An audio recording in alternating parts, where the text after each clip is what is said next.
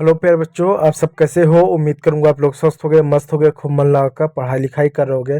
तो प्यारे बच्चों, आज के इस वीडियो में हम आपको इंग्लिश पढ़ना सिखाने वाले हैं कि आप अंग्रेजी को कैसे बेसिक टू एडवांस पढ़ सकते हो। देखिए बच्चों, जब आप अंग्रेजी पढ़ना सीखना चाहते हो तो एक चीज़ ज़्यादा जरूरी होता है, वो है मात्रा। क्योंकि जब तक आप मात्राओं नहीं पढ़ोगे, मात्राओं के प्रोनाउंसिएशन नहीं समझोगे, तब तक आप अंग्रेजी को पढ़ नहीं सकते हो।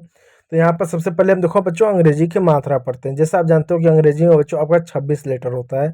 इनको दो भागों में बांटा गया, एक बांटा गया वाउल में, ठीक है, दूसरा बांटा गया कॉन्सोनेंट में। तो जो वाउल होता है बच्चों, इसको हिंदी में बोलते हैं स्वर, और ये 5 प्रकार का होता है। कौन कौन सा? ए, ई, आई, ओ और यू।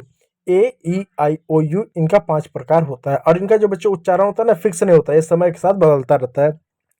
आप अंग्रेजी का कोई छोटा से छोटा शब्द ले लो, बड़ा से बड़ा शब्द ले लो, आप कोई भी शब्द लोगे ना, बिना इन मात्राओं के कोई शब्द आप बना नहीं सकते, ठीक है।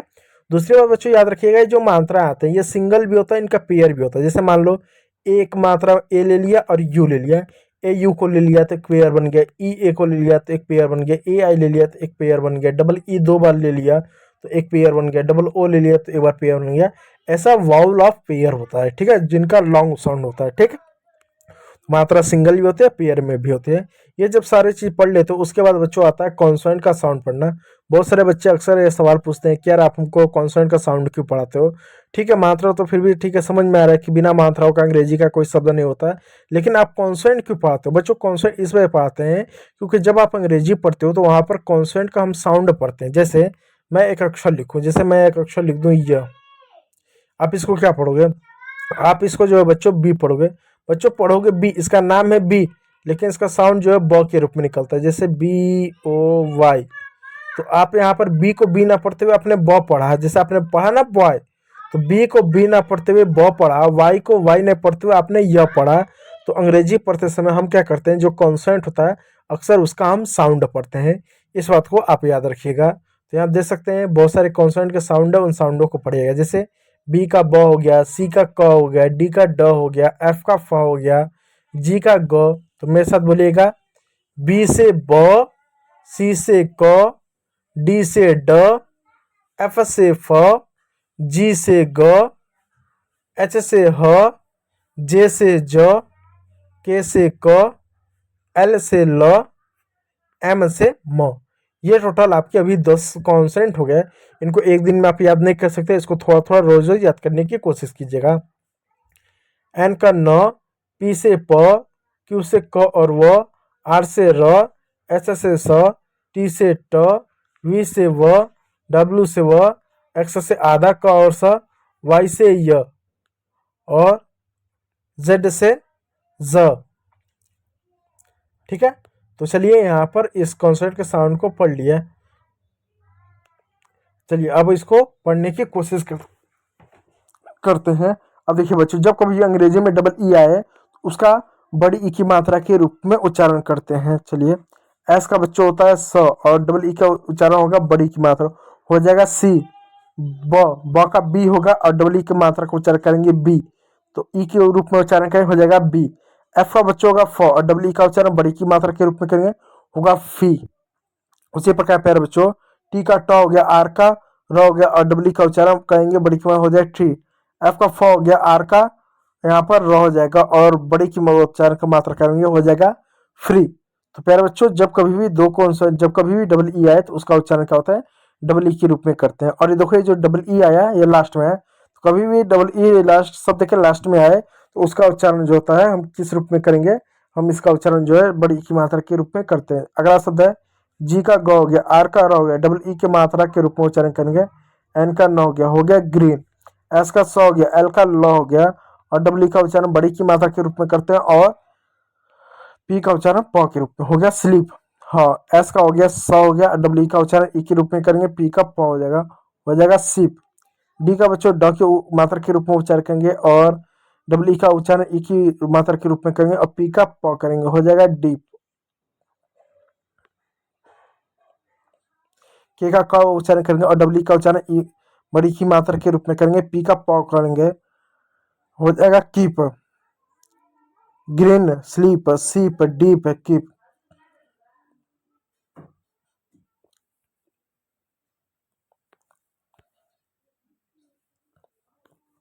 अगला शब्द देखिएगा बच्चों, एफ से बच्चों होगा फ, और डबल ई का उच्चारण यहाँ पर भी होगा बड़ी की मात्रा, और टी का बच्चों होगा ट, हो जाएगा फीट। अब देखिए बच्चों यहाँ दो कॉन्सोनेंट बीच में आ रहा है तो उसका उच्चारण भी बड़ी की मात्रा के रूप में करेंगे फीट। एम का बच्चों होगा म, डबल ई का उच्चारण करेंगे बड़ी की मात्रा, टी का होगा ट, हो जाएगा मीट। एस का होगा स, डबल ई का उच्चारण ई के रूप में करेंगे, डी का होगा ड, होगा सीड। एन का होगा न, डबल ई का उच्चारण बड़ी की मात्रा के रूप में करेंगे, डी का ड, हो जाएगा नीड।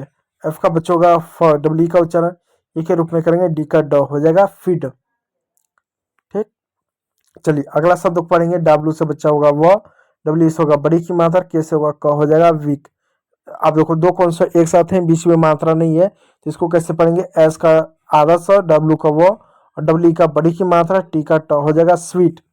अब उसी प्रकार प्यारे बच्चों यहाँ पर एस का आधा स, टी का पूरा ट, आर का र लिख देंगे, और डब्ल्यू का बड़ी की मात्रा, टी का ट, हो जाएगा स्ट्रीट। टी का बच्चों थ हो जाएगा, डब्ल्यू का बड़ी की मात्रा हो जाएगा, टी का तो तीथ, तो हो जाएगा, हो जाएगा तीथ। उसी प्रकार बच्चों यहाँ पे देखो एफ डब्ल्यू को क्या पढ़ेंगे, एफ को फ पढ़ेंगे, डब्ल्यू का बड़ी की मात्रा पढ़ेंगे, एल को ल, हो जाएगा फील। चलिए अगला शब्द है बी का बच्चों ब पढ़ेंगे, और डब्ल्यू का बड़ी की मात्रा, एन का न, हो जाएगा बीन। क्यू यू है तो इसका क करेंगे और वो पढ़ेंगे, यू साइलेंट होगा, डब्ल्यू का उच्चारण बड़ी की मात्रा के रूप में, एन का न, हो जाएगा क्वीन। ठीक है क्वीन। और देखो टी एच है, टी एच का थ करेंगे, आर का र करेंगे, डब्ल्यू का उच्चारण बड़ी की हो जाएगा थ्री। और इसी प्रकार बी का ब के रूप में करेंगे, और जो है र का उच्चारण, आर का उच्चारण र के रूप में कर देंगे, और डब्ल्यू का उच्चारण बड़ी की मात्रा के रूप में, जेड का बच्चे ज हो जाएगा ब्रिज। चप ई की मात्रा और बड़ी की मात्रा कर देंगे, एस का हो जाएगा ज, हो जाएगा चीज। ठीक है, पी का प हो जाएगा, डब्ल्यू ई की मात्रा के रूप में उच्चारण करेंगे, एल का ल हो जाएगा पील। डब्ल्यू का वो करेंगे, डब्ल्यू ई का उच्चारण बड़ी के रूप में मात्रा के रूप में करेंगे, हो जाएगा व्हील। एस का स के रूप में, टी का ट होगा, डब्ल्यू ई के रूप के मात्रा के रूप में करेंगे, और एल का ल होगा स्टील। जी का बच्चों में ग होगा, आर का र होगा, डब्ल्यू का मात्रा के रूप में करेंगे, ई का उच्चारण, और टी का हो जाएगा ट, हो जाएगा ग्रीट।